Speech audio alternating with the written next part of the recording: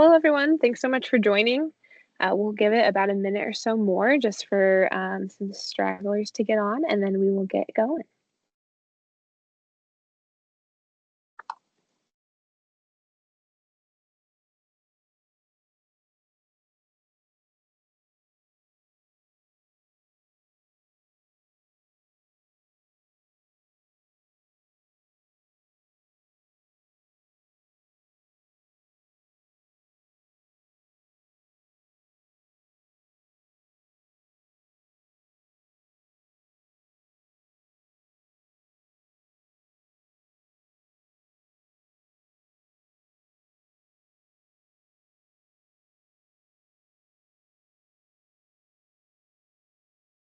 All righty, we'll kick it off here. So thanks everyone for joining. We're excited to be here. I was just talking to the presenters earlier that we kind of planned this far out, but then it's always crazy how quickly everything comes along. So yeah, we're just excited for the day to have come to be talking about compost. So this webinar is hosted by the Indiana Grown for Schools Network, and we're hosting two panelists today who will present on composting in schools and on other food waste mitigation practices. And for those of you that don't know, the Indiana Grown for Schools Network is a collaborative network made up of many statewide and regional partners. And we all work closely together to promote and help connect people and resources for all types of farm to school and farm to early care efforts across the state. And when we say farm to school, we mean school gardens, local procurement, and agriculture and nutrition education. So just kind of to set the scene of, who has brought us here together today. So we wanted to bring these folks on to just educate about how you might incorporate composting programs and initiatives into your school. While composting, specifically in the cafeteria, can be complicated and quite literally pretty messy, educating students about compost and other food waste mitigation opportunities is really exciting. And our presenters are going to share some really practical tips for kind of how to incorporate large and small operations or initiatives into your school. In addition to just giving an overview of what compost is, we wanted to present these organizations to you all as potential future resources that you might be able to use. So with that being said, I want to share more about each presenter. So first we'll have Lauren Click, who is the founder and executive director of Let's Go Compost, a 501c3 nonprofit focused on making composting affordable and accessible across the United States. So her organization currently supports more than 500 schools, libraries, museums, botanical gardens, and community institutions across 47 states with free composting education and supplies. Lauren's work has been awarded by the United Nations, World Food Forum, Food and Agriculture Organization, and the U.S. Composting Council. And then next, we'll hear from Gauri Somasundaram, and she is the founder of Eco Circle LLC, an environmental consulting firm specializing in zero waste strategies and circular economy solutions. She currently serves as the resilience coordinator for the City of Carmel, Westfield, and Noblesville through Earth Charter Indiana, where she supports community-driven climate action and sustainability initiatives. She is pursuing her PhD focused on circular bioeconomy at Indiana University. With a strong background in soil science and microbiology, Gauri brings extensive expertise in climate resilience, environmental advocacy, and the design of circular waste systems. A passionate advocate for soil health, she champions its role as one of the most effective natural tools for carbon sequestration. She's also the founding president of the Indiana Composting Council and official state chapter of the U.S. Composting Council. So with that, we are so excited to, I'll turn it over to Lauren here, and I can find my screen. And I wanted to let you guys know you are welcome to put questions in the chat, and we will we'll be kind of monitoring those and definitely have time at the end to answer any of those. All right, Lauren, take it away. Amazing. Thank you so much for the introduction. And are you able to see my screen? Yes, you're good. Okay, perfect. Amazing. Well, thank you all for joining today. I really appreciate you taking the time out of your day to learn a little bit about my organization and just broader composting programs across the country, and how we are hopefully going to work with more Indiana schools in the next year. I am going to put our website in the chat right now before I forget. If you'd like to reference that, please let me know. And if you'd like a copy of the slides today, also just let me know and I'm happy to send them over. But with that, I wanted to really quickly give a brief background on my history. So as mentioned, my name is Lauren Click. I'm based in Phoenix, Arizona, and I'm the founder of Let's Go Compost. I don't have a formal background in soil or in education. But in 2020, like most people, I was stuck inside and I really wanted to just experience nature and still feel like I was contributing to a positive outcome for our planet while stuck inside my apartment in the middle of summer in Phoenix, where it's 120 degrees, right? And I came across composting. So I felt like I had been doing all of the other sustainable things that people tell me to do. I had my reusable water bottle, my reusable straw, tote bags, tried to walk more, things like that. And composting just kept on coming up. And it really kind of was a frustrating process for me because I felt like the only thing I could do was spend a ton of money on, fancy devices or subscription services that I just couldn't afford at that time. And I thought there had to be a better way. And so I kept researching, and I figured out how to make a DIY worm farm with 2 buckets from my local grocery store bakery that they threw away every day and a cup of worms. And it really expanded from there. So I started bringing these DIY worm compost bins to local garden swaps around my town. And I thought it was just kind of my weird little hobby that I picked up during lockdown. And this is about 2021, 2022 period. But all of a sudden, people just kept on wanting these bins and these buckets for their classrooms. And so I had so many teachers come up to me and tell me about just the crazy amount of food waste that their schools were producing. And so that really was interesting to me. I love a good problem and I love being able to give back to my community and help them with, a problem that I was hoping to solve. And I learned about the insane amount of food waste that is created in the US public schools, which I'll get into in the next slide. But 4 years later, here we are. We've been able to support just over 500 institutions with free composting programs across 47 states, and we're hoping to get to the final 3 by the end of the year. So that's who I am, and that's how I got started, and I'm really grateful for the communities that we're able to serve. But with that, what exactly do we do at Let's Go Compost? Because I cannot be in 500 places at once. So the model that I've created is really meant to be a small scale early intervention for behavior change to help grow into larger programs over time. So I think a lot of people who are probably joining the call here today want to make, incredible progress with waste reduction, but you really have to start small before you can grow. And so that's what Let's Go Compost, that's how Let's Go Compost, I should say, fits into this really large puzzle of food waste reduction in K through 12 public schools. We offer free composting kits to schools, and then we work with them on a consulting basis to help them go to larger cafeteria diversion programs. But with that, what are these numbers I'm even talking about? So in the US, just about 30 to 40% of the nation's food supply goes into landfills. Once it hits a landfill, it releases methane gas, which is extraordinarily toxic. I always have people in a room saying, it's just not that interesting, or, why should I care about this?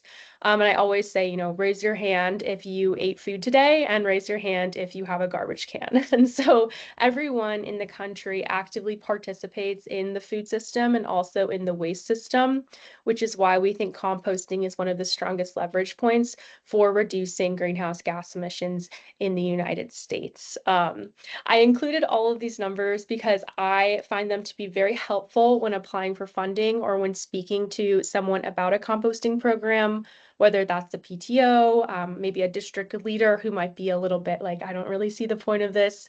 So feel free to screenshot all of these and reference them, and I can provide sources to these statistics as well. Because if you are looking at starting a composting program at your school, these can be really helpful to show that true impact that the program can create in your community. But with that, we always say start small, and you'll hear me say that and drill it down a million times, because the number one thing that we see when public schools want to begin a composting program or a food waste reduction program is they want to do everything all at once and see results very, very quickly. But if you have a garden, for instance, it's very similar to you have to really be patient and start small and then continue to grow it over time as your skills develop and as more buy-in. You can get more buy-in throughout your community, whether that's with students or teachers or staff at your school or in a district or maybe your municipality. So what we really focus on is making sure that people that are participating in the system, which again will be everyone at your school, should you want to go zero waste, really understand the why and they're sold on the problem of it. So they're not just being told what to do, whether that means a kindergartner who understands what composting is, they need to know what the word is, right, to be able to contribute to a program. But that also means going up into your janitorial, division, your facilities management team, and your food services team. We really want to make sure that everyone in your school community understands how big the issue of food waste is, not just at their school, but how does that impact a landfill? How do those landfills impact communities? And what can happen if we do something good with all of that food waste? Um, the other the other kind of angle that we take is we want to make sure that composting isn't seen as an add-on activity or an extracurricular. We really want to make sure that it's deeply embedded into the school's day-to-day operations. So how we do that is we have free K through 12 curriculum. It's set to NGSS. It was created by a curriculum developer out of Virginia Tech. And it's really meant to be taught in the classroom setting to every single student that will be participating in the program. It's 5 weeks, 1 hour a week, so just about 5 hours total to go from not knowing what the word compost means to really being able to participate actively in the program. And it's created in a safe failure environment. So that means it's a very small scale worm farm, typically, is what we start with, where you can fail. Your teachers don't need to be composting experts to start and participate in the program. And everyone can learn very slowly over time until you feel confident to continue growing that program.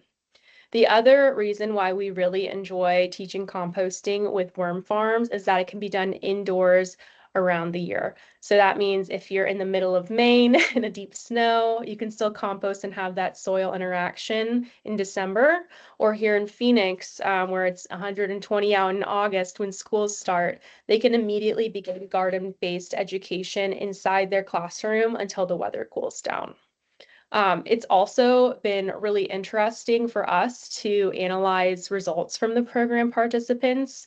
And time again, we've seen that students who struggle behaviorally in the classroom or with other types of STEM-based learning that might be more tech-heavy have really excelled in this program because it's a screen-free, nature-based program where they can hold soil, watch worms move very slowly, really understand cause and effect with their own habits of creating food waste. But with that, we're named Let's Go Compost. I think the better name for my organization probably would have been Let's Go Reduce Food Waste, but that's kind of a mouthful. So I want to make sure that before we talk a little bit more about composting, I really emphasize upstream solutions. And so the goal with your composting program should never to be have just all of the food waste go right into the compost bin. ideally we want to really focus on why all of that food waste is being created in the first place. Can you have a procurement change? Can you add on a share table? Can you donate edible food to a local farmer for chicken feed or for pig feed? And really emphasizing that composting should only collect non-edible food. This is a really important tip, I think, especially when just starting a small scale program, because we've seen that some very eager, third grader wants to save their lunch and feed it to their pet worms. But we really talk about all of the resources that went into growing, a banana or a strawberry halfway across the world for it to get shipped to their school in Indiana for them just to feed it to a worm. We really want to make sure that they're eating and enjoying it and understanding everything it takes to grow food and eat it and enjoy it. And then again, only composting what's non-edible. With that, you might be wondering, what even is composting? I don't understand it. So I'll do a very quick composting 101 course for you all. Please know that composting can be very complex. It can also be super simple. So really find what works best for you. When it comes to composting, it's kind of like making cookies or getting into sourdough. It's a process, and it's definitely a skill that you have to actively seek to learn it. But very simply, composting is like nature's recycling. It's when you take natural organic items and you turn them into a nutrient-rich soil amendment that can be used as a organic fertilizer. When I say the word organic waste, I'm not necessarily talking about organic apples you might see at the store or organic strawberries. We're really just talking about food waste and plant waste primarily. You can also kind of get into like cardboards, so maybe a box that you had a shipment come in or a toilet paper tube. But for the most part, think organic matter means things that can go into your compost bin. The benefits, obviously, we're taking away something that would have gone into a landfill. So that's composting's benefit. We're making sure that that food waste doesn't sit in a landfill and turn into methane gas, which is very toxic. But the other cool part about composting is you actually get a product at the end of it. So you get compost. That compost is that organic fertilizer that you can use for crops. You can use it for houseplants. We work with golf courses who use it. Really, you can use it for a ton of different things, which I'll get into a little bit further at the end. You'll also hear in composting the word greens and browns. Just know that those are your inputs that can go into it. This totally depends on the method of composting that you choose, whether that's a worm farm, whether that's a giant pile, or anything in between. But if you hear the words greens and browns, think nitrogen carbon. The compost cycle, very basic, it's a cycle. So on the left, we are starting to collect, we'll use a strawberry top today. So I ate a strawberry, I didn't want to eat the leaves, I have strawberry leaves, now what?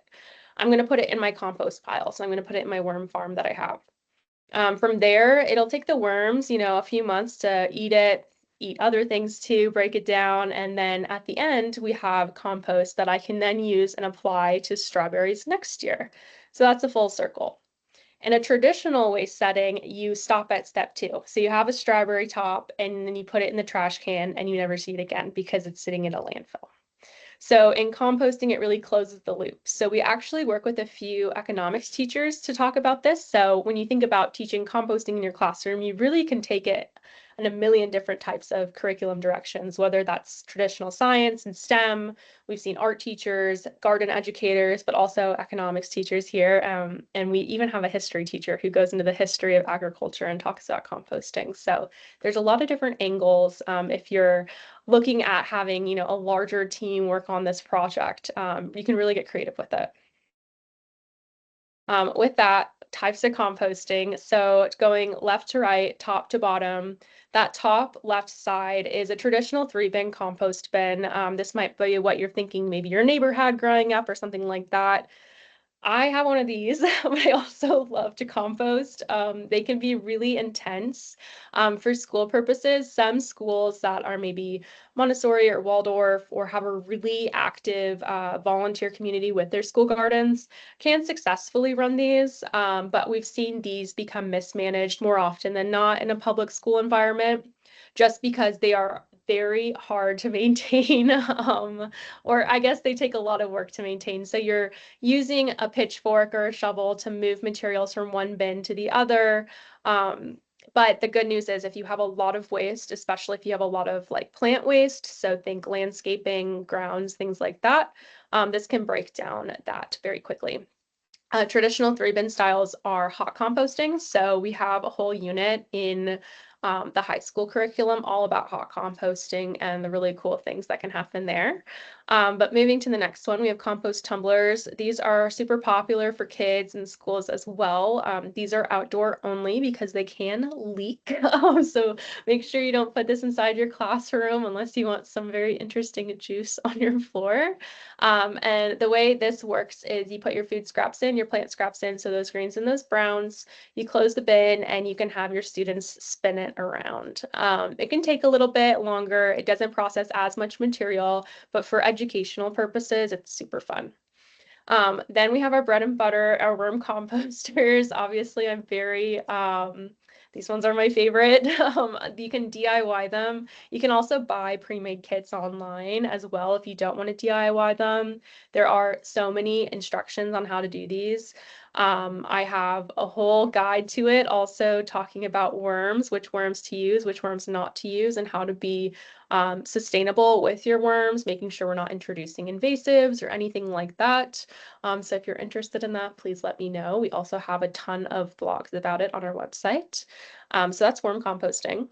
Then we have curbside pickup. So this is what we generally recommend for composting in a cafeteria setting. So think of it as like a recycling truck or a landfill truck coming every, let's say, Wednesday to pick up those giant bins outside your school.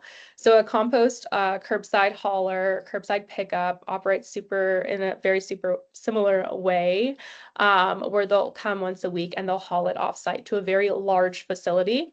These larger facilities can handle different types of food that cannot be composted in traditional ways. So think meat, bones, things that are super citrusy or oily, and different things like that. With curbside, some curbside recyclers or curbside composters are also able to collect compostable plastics and compostable packaging. If that's something that your school is interested in switching to, maybe you have styrofoam plates, you can't do reusable, so you're switching instead to compostables, just make sure you talk to your hauler that they're an accepted item because a lot of haulers do not accept compostable packaging. Going one more over to the right, we have Bokashi composting. So this is a method of fermentation. And then all the way on the right, we have in-ground worm composting, which is with worms, but in a raised garden bed. So after you teach composting in the classroom, you have, really big goals, maybe with your students. Maybe you have a group of students, a green team, a sustainability team, or people at your district who are really wanting to take this to the next level. What can you do next? So this is what we've seen most of our schools expand to after completing those first 5 weeks programs. I did want to mention that the most ideal time, in my opinion, to start a composting education program or a broader food waste prevention program is not Earth Month, which I know we are celebrating right now, and happy Earth Month to everyone. But my goal is to make sure you guys are all ready to start a composting program in the fall. I think that back to school season is a really great time where kids and teachers are also resetting their own behaviors and their own habits for their new classroom. And so starting these new habits is really great in that fresh setting versus at the end of the school year. So with that, let's say you start your program in September, it ends in October, right before Halloween, and you want to do something bigger. You're like, what's next? We have a lot of groups that will share their worm farms or will DIY and have a few parents create new worm farms for new classrooms. So maybe the entire 3rd grade is now composting. We've had older students teach younger students, students teach older students, so they'll do their end of program presentations to maybe the high schoolers, which is really fun, or vice versa, anything like that. But most frequently, I would say we also have our students go into the cafeteria. That's always the goal, right? Is to see how much food waste we can divert and reduce. So we recommend doing a student-led food waste audit. So this can be a project-based learning activity for your students. This is where they're going into different cafeteria settings, whether that's their own or maybe the grade below them. And they're using clipboards and they're measuring and weighing all of the food waste. They're asking questions about, why did you not eat this apple? Did you take this apple because someone told you to? How much milk are we wasting? And things like that. And then all of that data can be aggregated either at your own school. We can help you aggregate it with similar schools, maybe across the country, and really do a lot of findings about, what changes can we make? And this can always be presented to your district team or anyone like that, or even your local municipality. We've seen a lot of local municipalities very interested in this type of data presented by students because it tells them how they can better help their community. From there, we're able to help implement share tables. So we do partner with another nonprofit. They're called Lunch Out of Landfills. They offer free share table equipment and refrigerators to help reduce edible food waste in the classroom or in the cafeteria and make sure that food goes back to its best and highest use, which is being enjoyed by your students or anyone in the community who needs it. And so we want to make sure that these share tables are operating successfully and that people in the school community are educated about how to participate in share tables and really enjoy all that food. From there, we're able to do another waste audit. So a lot of data, how much room can we make in here? So we're able to see how much waste did we reduce initially? So can we see if our landfill bin doesn't need to be taken as much? Can we create a little bit of a gap? So maybe your trash bin doesn't need to be taken out, every 3 days, but now it's every 2 days. So maybe there's a little bit room in that budget at your district for another type of waste hauling, which is that compost hauling, right? And so that's kind of the goal of our program, is making sure we're taking upstream precautions. That might not be the best word, but we're doing a lot of upstream actions to hopefully reduce all of the food waste again, so we can only compost that inedible food waste and keep that inedible food waste at the lowest amount possible. The other options that you can take are just really continuing to educate with your administrative team, your janitorial team, your food systems team. Maybe that's a lunch and learn. Maybe they sit in on those presentations with your first grade class and learn about what composting is. Talking to your landscapers, whether they're hired through your district or they're a third party, about where their plant waste goes. So think trees, branches, grass, everything like that.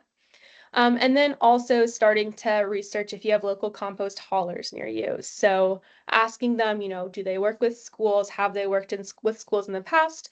What do they need to work with schools? So a lot of times this means making sure that you have a very clean waste stream. So when you're adding on composting, it's not like landfill, where if a food scrap ends up in the landfill, you're more than likely not getting fined for having it there. On the opposite side, with compost hauling, they want to make sure that their feedstocks, so what they're accepting, are all compostable and all items that they accept, because they don't want, plastic in there or metal or anything like that. And so making sure you're talking with your composting team about what they do and do not accept will help you tailor your language for your students as you start to grow that program. This is, again, super important with packaging, because a lot of times people get very confused with compostable packaging, and what is and what isn't allowed will all be up to the compost hauler that you work with. The last option, or the last thing that we've seen, I should say, is that we've seen a lot of students go home and want to compost, which is really fun. We've even had students, level up into the next grade level. So maybe that's preschool to kindergarten, fifth grade to middle school, things like that. And it might not be a school that we were at, but we'll get an email from their teacher saying, I need to learn about this because, Kevin told me he learned about composting and now I need to figure this out, which is amazing. And so these students will really start to normalize their composting habits, and they'll take them home. And so we've seen a lot of families seek out composters near them as well to compost their food scraps with an offsite hauler if they don't want to compost at home. So that's the full cycle. I guess the full cycle ending it would be working with your composter to ask for some end-use compost to apply it to a school ground. So whether that's a garden, a football field, anything like that.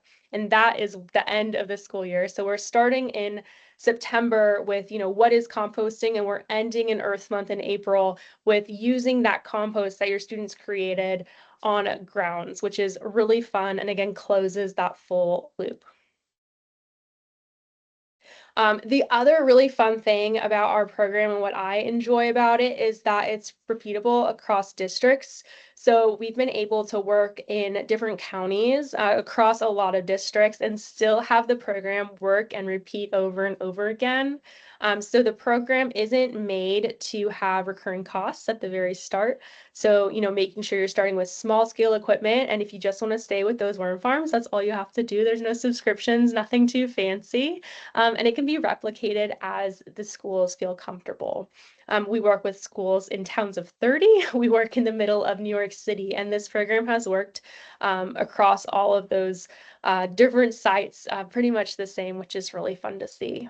But overall, our goal is to make sure that that contamination in your compost stream, if you get up to cafeteria hauling, is as low as possible. We want to make sure students are educated about what composting is so they do participate in it. So we're keeping all of the compostables out of the landfill.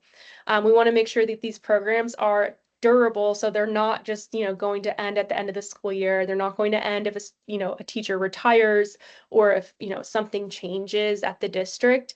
We want to make sure it's deeply embedded into the operations of your school environment. And this is because the students will know exactly what that composting bin is and how to use it. And not just those two, but they understand the broader goal of the program, that they are actively contributing and helping to something in their community. And that's an action that they're not given too often, right? Something that they directly contribute to that makes the world a better place.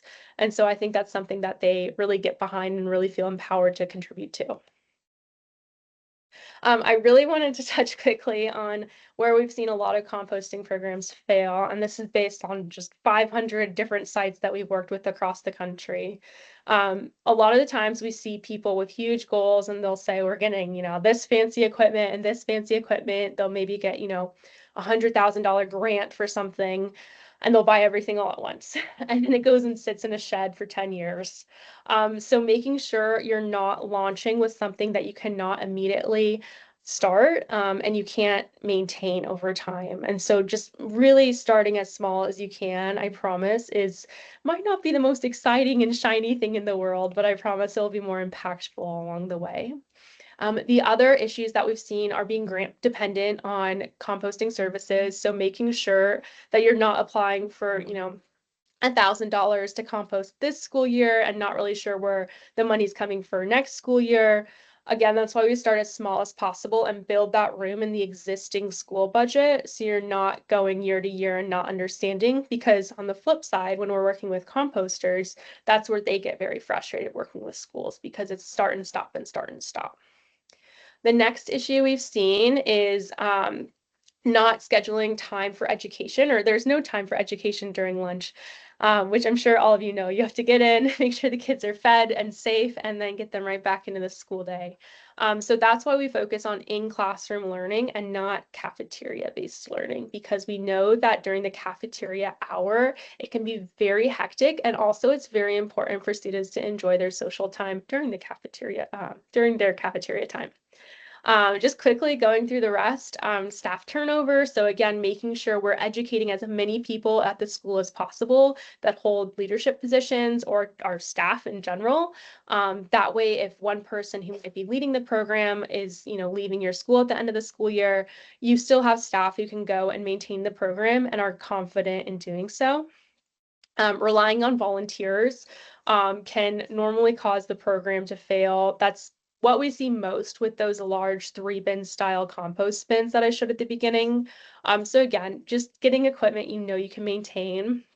And then with on-site composting, which isn't something I really touched on, but it's when people try to compost every piece of food that their school creates on site, it's lacking a dedicated staff. So the amount of food waste and organic waste created in a school environment oftentimes is in such a high amount that you need to get certain permits. It's a huge amount of waste and you can have, you know, different things go wrong with it. And so really making sure that if you're choosing to do an on-site program, you have a very dedicated staff member who is managing that pile.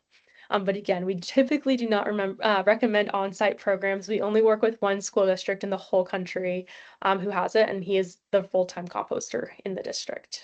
And then just remembering that, the contamination fees can kill your program. So if you have plastic getting into your composting system again and again, your compost hauler can fine you pretty significantly for that. And so that's why it's very critical to have that public education throughout your school, and especially with new grades as they're coming in. Very quickly, I have 5 minutes left. Compostable products. So we've seen a lot of schools, say we switched to compostable trays.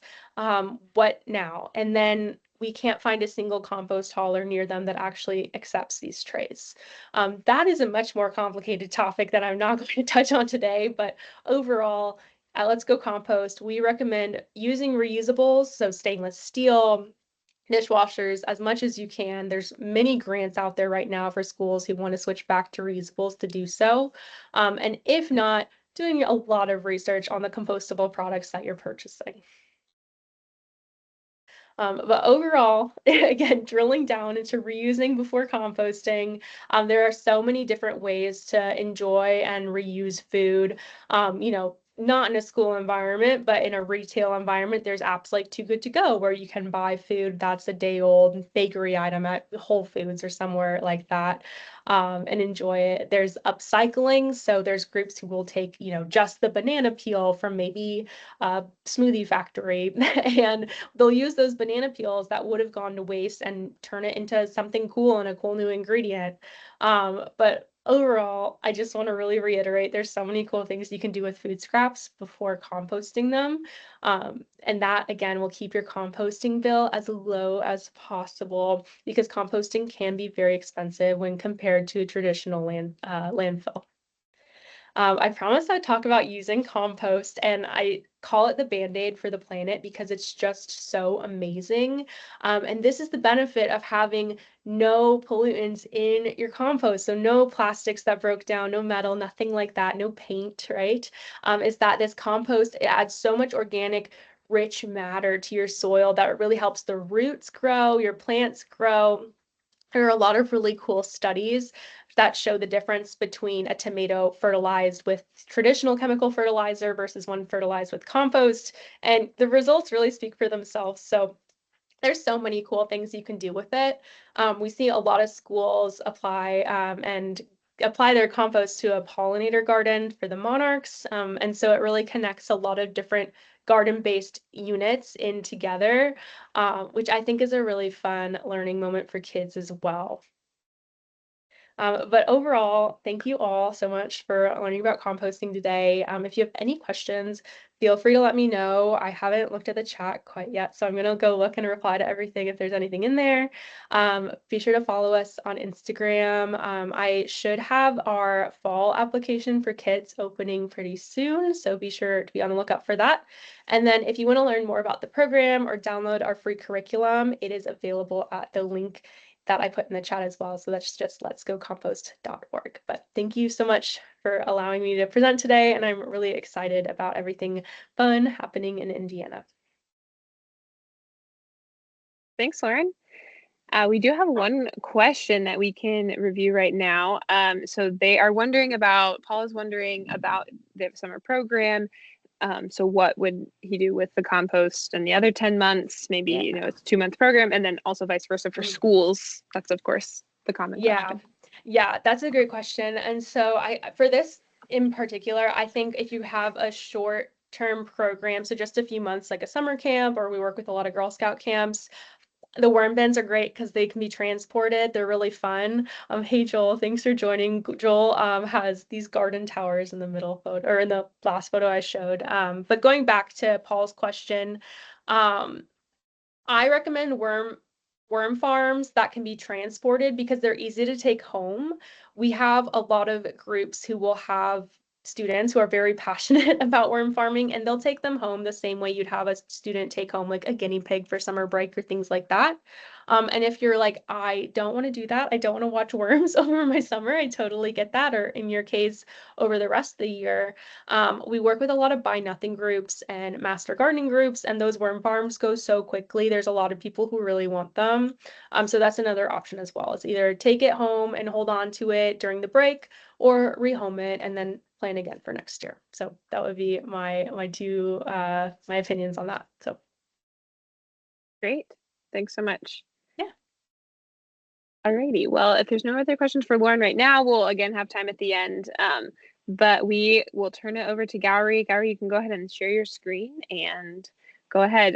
Gowrie has, her perspective is a little bit different, has some tips for food service directors on mitigation and things like that. And then also Gowrie is right here in Indiana, and the Composting Council could definitely be a partner for schools. So we're excited to hear from her now.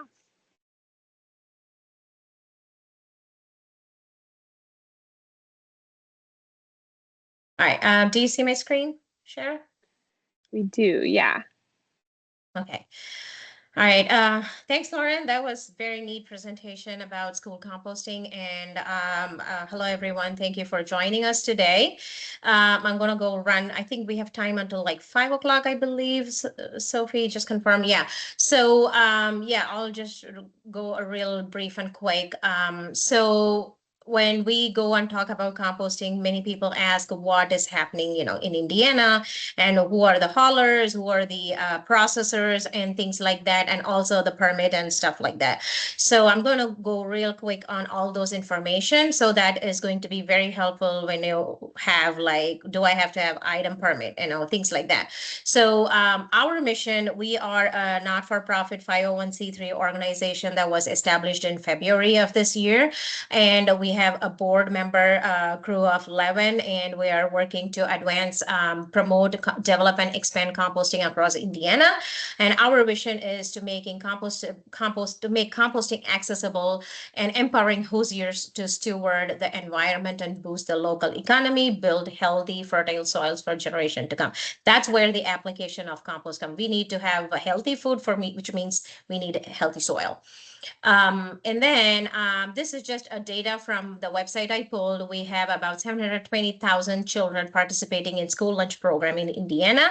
And out of that, 480K students receive free reduced price meals. So my story is pretty, I was in a shock when I was working as a camp counselor, where students, they just opened their lunch and then they dumped it in the trash. And my other camp counselors were like, well, if you are not liking the food, you might as well throw the food. So that is where I felt it is, the students are not getting nourished. They're not eating what they're bringing from home or not from cafeteria.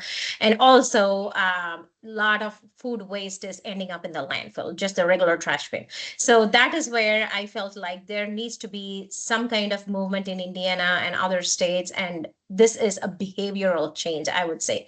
Overall, that is what is needed when it comes to diverting the food waste, or how, food waste from food loss and food insecurity and things like that.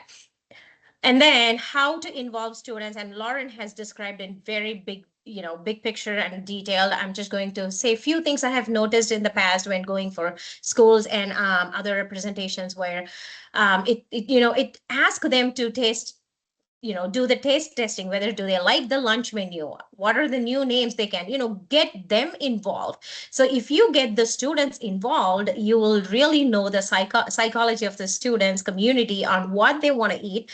And you can also talk to them about how much nourishment the food is giving, what is in the food. Those kind of preliminary things can be done when during the beginning of the school year, or when planning for the menu. Just do a survey, what can be done. So when students get involved, they show a lot of enthusiasm, and then they take the pride and own the responsibility of, yes, I picked this menu and it's in our school lunch, and then their friends get that buy-in, and they will never want to waste that food. They just want to give it a try, and they don't want to waste it. And at the very end, if the food is getting wasted, then form a food recovery team where the food loss and food waste can be prevented.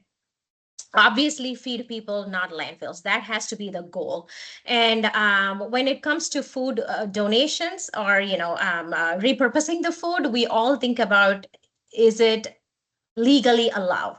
And I myself have donated food, trays and trays of food after an event, because I am also a zero waste consultant. So I run the food that is not even touched by anybody. Trays of food I have donated. And if you all are in central Indiana, you may know Second Helpings. They are one good partners. They take the food. So it is through the Bill Emerson Good Samaritan Food Donation Act. We are all allowed to donate food. And there are like several pantries and organizations that accepts the food. So it has to start with feeding people first and then go to the landfill. Refed, another organization, it's a national organization that works on food loss and food waste recovery programs. They have an exhaustive collection of different states. And according to their data, we have in Indiana food waste prevention policy, which is moderate. Obviously it starts with the confusion with the labeling, right? The packet of bread, it's best if used by, can I eat it or not? No, if it's not if it's not falling on the date, I'm going to throw it. So, and then the apples, anything we buy from the store, it has a date labeling confusion. That is the very first step. And one organization I always bring up in my conversation is Harvard Food Policy Law School, where they are working on these kind of labeling regulations and confusions happening nationally, which is contributing to a lot of food loss. And always it also gets lost, probably, when it is transported from the food service to the cafeteria. There is, something is, storage or other logistical loss that is going to happen. What to do with that food, which cannot be eaten? So another thing is food rescue policy. As per the refed data, again, it has Indiana liability regulations protection. It is moderate policy. Donations can be made within the state, and they are protected from liability according to the bill that I mentioned right before slide. And then, are we having any tax incentives? No, we do not have any policy in place. And how about the food safety policy? We have a weak policy in there. So there's a lot of momentum that needs to happen when it comes to the food loss policy. And then where can I donate? We are in Indiana. Do we have a list? That yes, we have a list. And if you, I know Sophie is going to share these slides, and you have the link here. If you click it, you will know where all, it's not just a central Indiana focus. It is also in other regions of Indiana. That it's all covered in this website link. And believe it or not, it is about 154% increase in the food pantry visits after the COVID. So much of food is needed before it goes to the landfill or for composting. So just try to feed people first. If that doesn't work, then go for feeding the animals. Have which I'm going to explain in the next slide, and then go to the composting and other hierarchy, which is, I don't want to say that, but yeah, obviously if nothing happens, then obviously it's going to go to the landfill. Let's try not to feed the landfill. And then food waste recycling. So when it comes to food waste recycling, first resort would be feeding for the animals.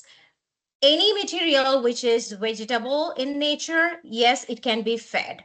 But if it has animal product related, if you are going to send it to a farm or something, it has to be treated by a licensed facility. But these are all for a commercial scale. If it is if it's a food scrap waste from your personal residential, then yes, it can be sent to the farm, or it can be fed to the chickens and swine. But if it's from a big commercial, maybe like when it comes to the big nutritional school district, then yes, it has to be probably treated. Please make sure you check the policy first. And then when it comes to food waste recycling, which is the last resort, I would say, we don't have any policy in Indiana, but regarding the organic waste ban, like California, they have a very strong policy that food waste cannot go to the landfill. In Indiana, as Indiana Composting Council, eventually in future, we are going to work on a policy like that. And then where to get started when feeding animals the food waste from school?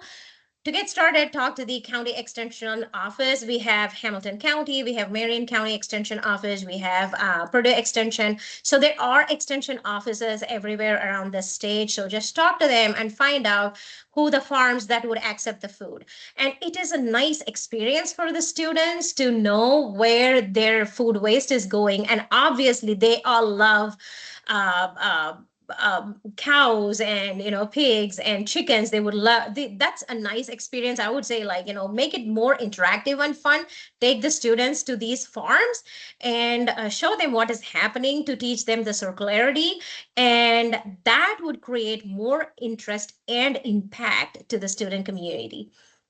And then composting, which is the last resort, as I said. When it comes to composting, we do not have a great regulation, which is a nice thing. But when it comes to commercial scale, yes, we have good regulations by item. But when it comes to school composting, these are the three things that needs to be considered.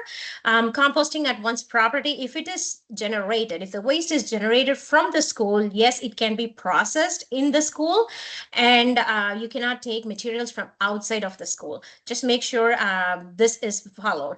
And then a composting operation in an area less than 300 square feet, you don't need a permit. And also a temporary storage of vegetative matter is possible before a hauler comes and picks. Yes, you can store the compostable products, or compostable materials, which is again, I would emphasize on these organic materials should be or it should come from the school facility, not from outside. You cannot get it from outside. Just make sure you follow these three, and then you're good to go, good to start composting in your school.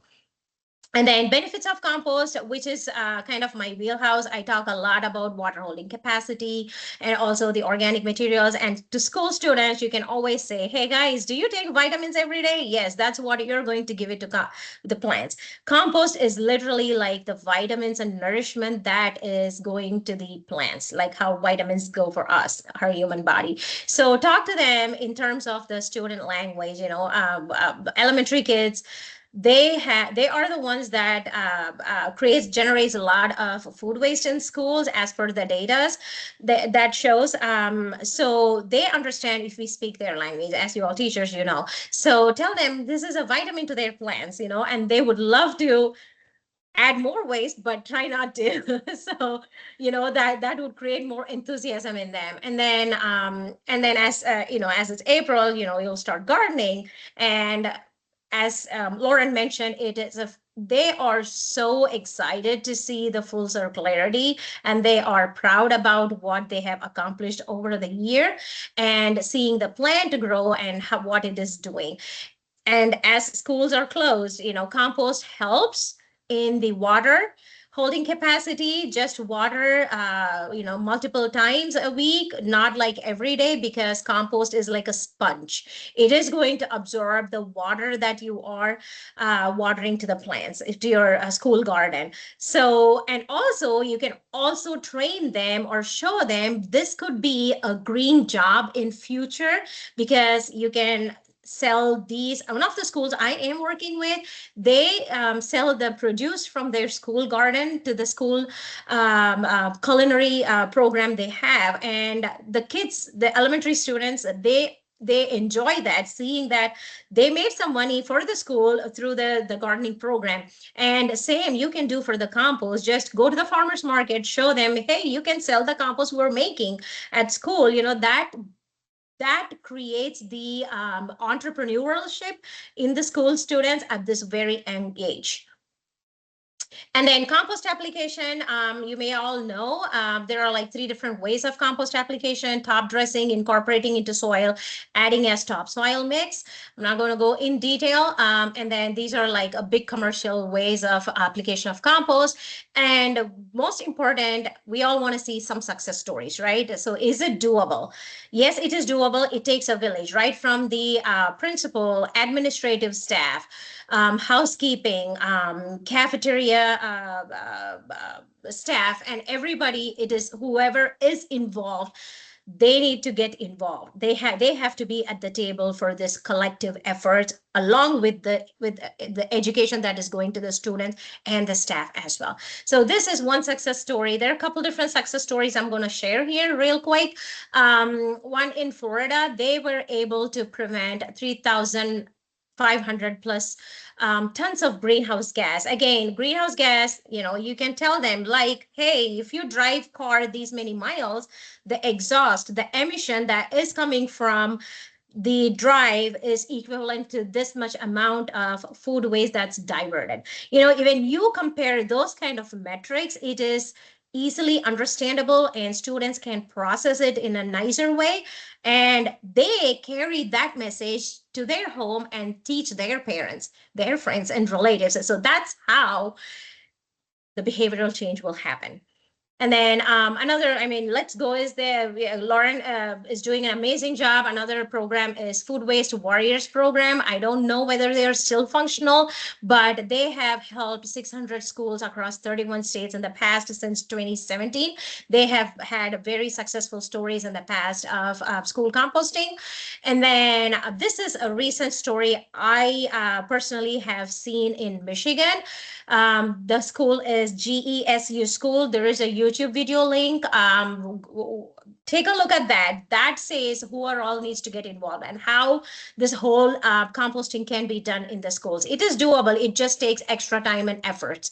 The environmental impact, they have diverted about 1,900 pounds of food waste, and the custodian says, I used to have 10 bags of trash. It is now trickled down to just 2 bags of waste. And that saves a lot of money for school.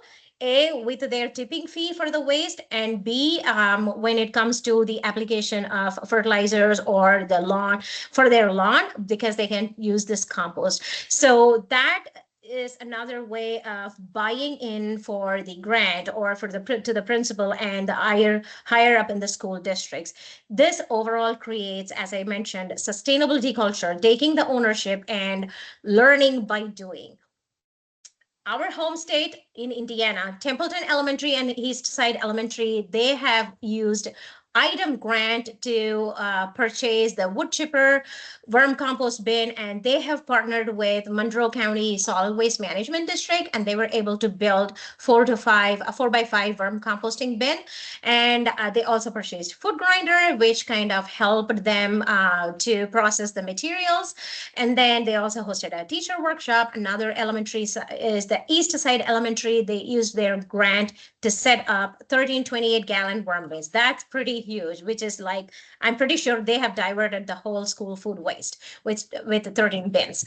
And then they also purchased a wood chipper, which is like a bulking agent for the food waste for the worms. So these are all the success stories. When you see all these success stories, yes, we get a lot of inspiration to implement and plan for composting in your school.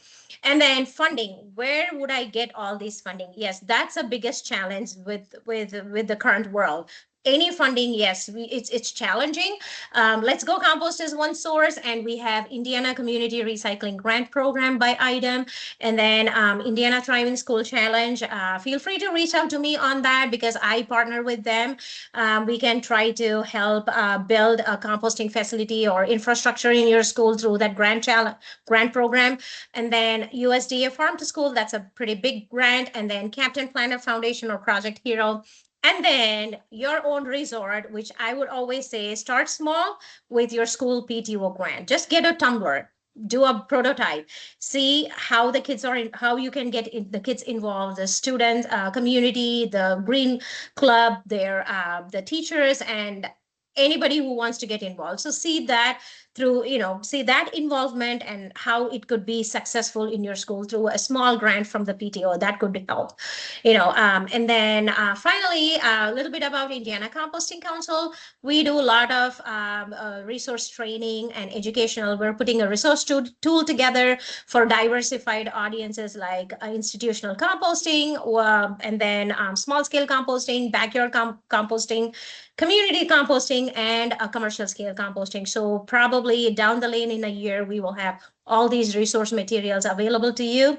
And we have hosted 2 facility tour events in the past year, and this year we're going to have one, I think, in June 25, and it's a summer break. Feel free to register for this. We haven't set up the registration yet, but it will be released soon. The registration.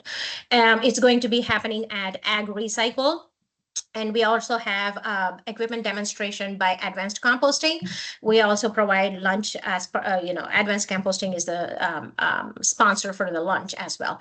And if you want to meet us, we will have a table at Earthfest Indy, which is on the 30th of May.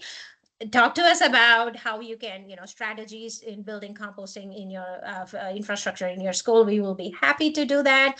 And then May 3 through 9 is International Compost Awareness Week. That would be another good place to start talking about composting in your school.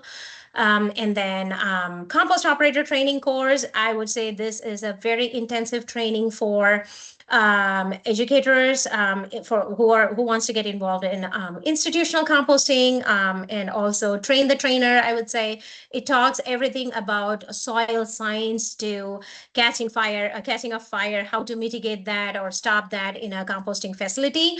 It is a 5-day intensive training course. It's a national training offered by U.S. Composting Council and Compost Research and Education Foundation. Feel free to reach out to us if you would like to be part of any of these. Our website, I would say, it's not ready yet, but we started spreading the word out. It would be having all the accurate information in probably by end of the spring. And LinkedIn is we are currently active on LinkedIn, and feel free to reach out to us through our email or through our LinkedIn messages. To support us, we just launched our membership. Feel free to, your every contribution is going to help advance composting in the Hoosier state. And these are my board members, and our live in action, I would say, frozen moments. Thank you so much, and feel free to reach out to one of the board members or myself and email us. We can chat a lot about how to make composting happen in Indiana successfully. Thank you, Gauri. Thank you. A lot of good information. Yeah. Really quick, I know we're running short here on time. I just had put together a few more success stories. Can you guys see my screen? Yeah. Awesome. Shanna Cash, who's actually on the call today, she manages the food service department at Purdue Polytechnic High School in Indianapolis, and they do have a on-site 3-compartment system, and I'm sure Shanna can attest that it is complicated, as Lauren was saying, to kind of manage those programs on site. But they're kind of trying to work, and they have a large tote that they bring into, and they collect cafeteria scraps and then take it out to the composting site. And then we have a school in Bloomington, junior high school at Richland Bean Blossom. They have an ag and science teacher that kind of manages the compost in the garden, and they collect compost scraps. And it's helpful that he's kind of willing to step up and manage that. And then they also partner with the cafeteria. So just wanted to take some time to highlight those schools. And then we do have one, if people need to jump off, they definitely can. We'll take some time here to answer this question, and please feel free. Lauren and Gauri hopefully can stay on a little bit longer. So we have one question here, former kitchen manager. Oops. Oh, there we go. Okay, Lauren, do you want to jump in and answer that? Yeah, sorry, I was like typing it right as. Good. Paul, I just messaged it in the chat. So if it's a small educational bin, I keep it in the classroom settings. That's where I recommend it, so students aren't interacting with the bin when they're not supposed to. Especially if it's students who aren't trained on what composting is. We just want to make sure that they're staying safe from a hygiene perspective too, not putting their hands in a compost bin where they shouldn't be, kind of like keeping scissors away. Keeping it in a classroom is also a great opportunity Or I guess it's a great way to make sure that you don't get bugs or pests or people just treating it like a trash can, because you really don't want people who don't know what a compost bin just throwing things in there. It is a really, refined process. But if it is for a compost hauling service, I would keep it wherever your traditional landfill waste is currently being stored. If you're not composting now and you are going to, the food waste is already sitting there, like in your dumpster. So whatever issues you might see have probably already come up. But always talk to your district and then make sure you look into if you have any local codes or regulations as well, especially with the health department. So that would be my best recommendation. I just want to add something to that. Always it's, compost, when it is done in a right way, it is not going to attract pests, or it is not going to be stinky and giving out odor. Yeah, I think having it farther from the dining hall would be a right choice, given that, kids are involved, they would be very curious. We do not have in Indiana a stringent health policy, but I would say if it is concerning for the manager or whoever is involved in raising the concerns, talk to them, and because it needs to be managed in a right way. To begin with, if it's not managed in a right way, a composting, people think failure happens because it's not managed in a right way. Composting is very, very forgiving, because these products come from nature and it goes to the nature if it's done in a right way. So just make sure the process of, as Lauren mentioned, 3-to-1 ratio is followed. And if pests, rodents are a big problem, then I would suggest having a container system. Closed system would be very, very helpful, rather than an open bin system. If it's an urban area, closed is better. Or if it's a housing subdivision and you have HOA restriction, closed tumbler. I have 2 tumblers in my house. I'm growing black soldier fly in one as well. So yeah, closed system with HOA or any restrictions in place. Yes, that would be very helpful.